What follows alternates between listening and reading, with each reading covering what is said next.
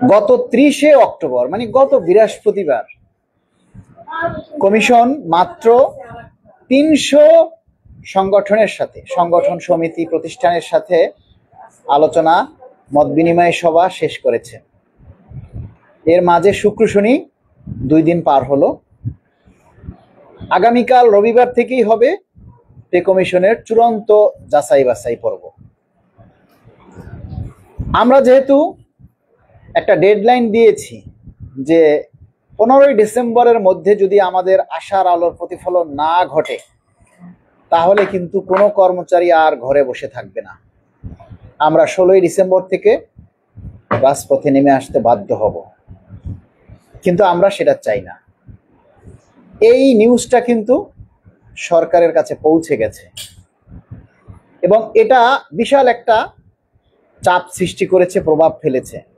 এবং আপনারা আরো জানবেন যে আমরা গত 17ই অক্টোবর সরকারি কর্মচারী কল্যাণ ফেডারেশনের পক্ষ থেকে আমরা যে কর্মসূচিটা দিয়েছিলাম, যেখানে আপনারা হাজার হাজার কর্মচারী উপস্থিত হয়েছেন, তার পরবর্তীতেই কিন্তু কমিশন তাদের যে কার্যক্রম সংগঠনের সাথে আলোচনা দ্রুত সময়ের মধ্যে শুরু করে দিয়েছে।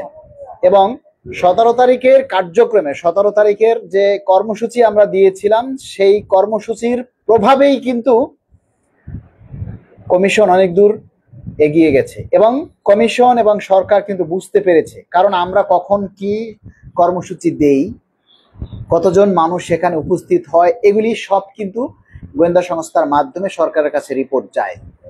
তো সরকার কিন্তু অলরেডি বুঝতে পেরেছে যে কর্মচারীদের দাবি বাস্তবায়ন না হলে কিন্তু তারা সবাই রাজপথে নেমে আসবে। তো সেই ক্ষেত্রে আমরা বলবো এই যে নভেম্বর মাসটা কমিশনকে আমরা সময় দিয়েছি। এই নভেম্বর মাসটা কমিশনকে সময় দিতেই হবে, তাই না? এই নভেম্বর মাসে কমিশন তাদের দ্রুত সময়ের মধ্যে যাচাই বাছাই করে তারা যত দ্রুত সম্ভব একটা রিপোর্ট জমা দিবে এবং সেই রিপোর্টের পরিপ্রেক্ষিতেই কিন্তু পে স্কেলের গেজেট আমরা প্রত্যাশা করতে পারি। তাই আমরা কমিশনের কাছে জোর দাবি জানাবো যে আপনারা যত দ্রুত সম্ভব আপনাদের কাছে যে দাবিগুলি উপস্থাপিত হয়েছে, যে দাবিগুলি পৌঁছেছে, সেগুলি আপনারা দ্রুত যাচাই বাছাই করে সুন্দর, মানসম্মত, আধুনিক, সময় উপযোগী একটা যুগান্তকারী প্রতিবেদন বা একটা যুগান্তকারী পে স্কেল আপনারা উপহার দিয়ে যাবেন। আপনারা আমাদের কাছে চিরস্মরণীয় হয়ে থাকবেন। এই নভেম্বর মাসটা আমরা শুধু আমাদের দাবির কথাগুলি আমরা বারবার বেশি বেশি করে তুলে ধরবো, যাতে সরকার বুঝে যে কর্মচারীরা সজাগ আছে, কর্মচারীরা কেউ ঘুমিয়ে যায়নি। আমরা যদি এই নভেম্বর মাসটা ঘুমিয়ে যাই, এই নভেম্বর মাসের পরে আপনার আর দাবির কথা কেউ শুনবে না, আর আমরাও এভাবে আপনাদের সামনে বারবার এসে দাবির কথা বলবো না। তাই এই একটা মাসকে আপনারা কষ্ট করে আমরা যে দাবিগুলো তুলে ধরি সেগুলি আপনারা চেষ্টা করবেন আপনারা প্রচার করার জন্য, বেশি বেশি করে প্রচার করার জন্য। আপনারা যত বেশি আমাদের দাবির কথাগুলি প্রচার করবেন তত বেশি সরকারের উপরে এটা প্রভাব পড়বে এবং সরকার, কমিশন বুঝবে যে কর্মচারীরা অ্যাক্টিভ আছে। আমরা যদি এখন ঠান্ডা হয়ে যাই, আমাদের দাবি দেওয়াগুলি যদি ঠান্ডা হয়ে যায়, কোনো সারা শব্দ না থাকে, তাহলে দেখবেন যে কমিশনের কাজও কিন্তু পিছিয়ে যাবে, স্লো হয়ে যাবে। সুতরাং আপনাদেরকে সজাগ থাকতে হবে, আপনাদেরকে সচেষ্ট হতে হবে, দাবি দেওয়ার কথাগুলি আরো বেশি আকারে প্রচারণা করতে হবে। আপনারা দেখেছেন যে গতকাল থেকে একটা নিউজ বিভিন্ন পেজ আইডি থেকে প্রচার করছে যে পে স্কেলের ধাপ সমূহ একেবারে যেভাবে মানে সরকারি সিল সাপ্পর মনোগ্রাম দিয়ে যে তারা প্রচার করতেছে, সর্বনিম্ন 24,000 আর সর্বোচ্চ হচ্ছে 1,44,000 টাকা, 16টা গ্রেড, একবারে প্রবৃদ্ধি সব কিছু দিয়ে। এবং দেখলাম আপনারা সেই ভুয়া নিউজে কিছু কিছু পেজে এত বেশি লাইক কমেন্ট শেয়ার করছেন। আপনারা কি বোঝেন না যে ভাই কোনটা ভুয়া কোনটা গুজব? এগুলি কি বোঝার ক্ষমতা আপনাদের নেই? আপনারা ওই সমস্ত নিউজগুলি, আমরা এই যে বাস্তব কথা তুলে ধরি, এগুলি আপনারা প্রচার করতে আপনাদের মানে আতে ঘা লাগে। কিন্তু ওই ভুয়া নিউজগুলি আপনারা এত বেশি লাইক কমেন্ট শেয়ার করেন, ওগুলি এত বেশি প্রচার করেন যেগুলির কোনো ভিত্তি নেই, যেগুলি গুজব। একটা পে স্কেলের ধাপ যেভাবে আপনারা প্রচার করছেন সেটা কখন বের হয় জানেন? ওই ধাপটা বের হয় যখন গেজেট বের হয় তারপরে। তো গেজেট কোনো কিছুই হইল না, গেজেট হইল না, সুপারিশ জমা হইল না, তার আগে ধাপের বের হয়ে গেল, আর আপনারা সেটা সবাই লাইক কমেন্ট শেয়ার করে ভরাইয়ে ফেলছেন। অনেকের পেজে দেখতেছি। এই যে ভুল তথ্য দিয়ে মানুষকে বিভ্রান্ত করা, বিভ্রান্ত ছড়ানোটা একটা অপরাধ, এটা একটা সাইবার ক্রাইম। এবং আপনারা এটাও জেনে রাখবেন যে যে সমস্ত পেজ থেকে এই ভুয়া তথ্য গুজবগুলি প্রচার করা হচ্ছে সেগুলি কিন্তু গোয়েন্দা সংস্থার নজরে আছে। আমরা গোয়েন্দা সংস্থার সাথে কথা বলেছি, তারা বলছেন এগুলি আমাদের নজরে আছে। যে কোনো সময় যে কোনো পেজ বা যে কোনো আইডি কট খেয়ে যাবে।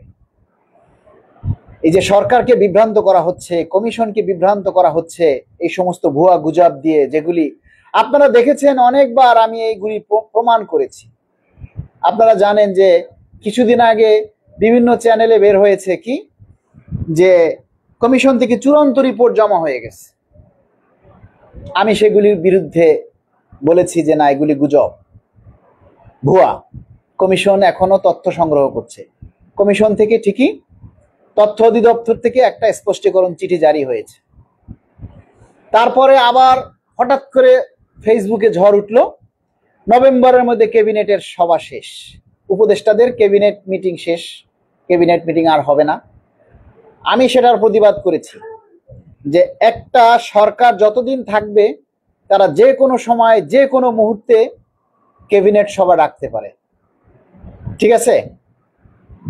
ঠিক তার কিছুক্ষণ পরেই মাননীয় প্রধান উপদেষ্টা মহোদয়ের যে ভেরিফাইড পেজ রয়েছে সেখান থেকে স্পষ্টীকরণ দিয়েছে যে এগুলি ভুয়া গুজব। এবং একটা সরকার যখন আরেকটা সরকারের কাছে দায়িত্বভার হস্তান্তর করার আগ পর্যন্ত ওই সরকার সর্বময় ক্ষমতার অধিকারী, তারা যে কোনো সময় ক্যাবিনেট সভা ডাকতে পারে, যে কোনো সময় যে কোনো কিছু করতে পারে। নির্বাচন হয়ে যখন আর একটা সরকারের কাছে দায়িত্ব হস্তান্তর করবে, শপথ গ্রহণ করার আগ পর্যন্ত এই সরকারই বলবৎ থাকবে এবং তারা সর্বময় ক্ষমতার অধিকারী, যে কোনো সময় তারা ক্যাবিনেট মিটিং ডাকতে পারে, তাই না? তো এই যে একটা বিবেচনা, সাধারণ বুদ্ধি, এতটুকু আপনাদের মধ্যে থাকে না। অবাক হয়ে যায় আপনারা সরকারি চাকরি করেন, অথচ এই জিনিসগুলি আপনারা বোঝেন না। ওগুলি বেশি বেশি করবেন। আমরা কি চাই, কেন চাই? ঠিক আছে, আমরা 35,000 টাকা চাই। কেন চাই 35,000 টাকা? এটা যুক্তি আছে না? আমরা যে প্রত্যেকটা দাবি করেছি, যে দাবিগুলি করেছি, প্রত্যেকটা দাবির পিছনে তো যুক্তি আছে। সে যুক্তিগুলি আপনারা তুলে ধরবেন, আপনারা আপনাদের বেশি বেশি দাবির কথাগুলি প্রচার করবেন। আপনারা একটা জিনিস খেয়াল করবেন যে বাংলাদেশের সরকারি কর্মচারী কল্যাণ ফেডারেশন এই জাতীয় বেতন কমিশনের সর্বপ্রথম আমার সংগঠন বাংলাদেশ সরকারি কর্মচারী কল্যাণ ফেডারেশন তাদের দাবির যে প্রস্তাব কমিশনে জমা দিয়েছেন 1:4 অনুপাতে গ্রেড সংখ্যা 12টা রেখে সর্বনিম্ন 35,000 টাকার প্রস্তাব করেছেন। যতগুলি সংগঠন পে কমিশনে গিয়েছে, যতগুলি সংগঠন তাদের দাবির প্রস্তাব উপস্থাপন করেছে, আপনারা দেখেছেন যে 2, 4, 5টা সংগঠন ছাড়া বাকি সবগুলি সংগঠনই কিন্তু আমাদের প্রস্তাবকে ফলো করেছে যে 1:4 চাই। সকল সংগঠন, এমন কোন সংগঠন নাই যেটা আমাদের সরকারি কর্মচারী কল্যাণ ফেডারেশনের এই প্রস্তাবকে ফলো করেনি। 1:4 এটা ফলো করেছে, গ্রেড সংখ্যা 12টা ফলো করেছে, সর্বনিম্ন 35,000 টাকা এটা ফলো করেছে। তাহলে অবশ্যই এই দাবিটা যুক্তিযুক্ত এবং কমিশনে সবাই এই দাবিগুলি উপস্থাপন করেছে।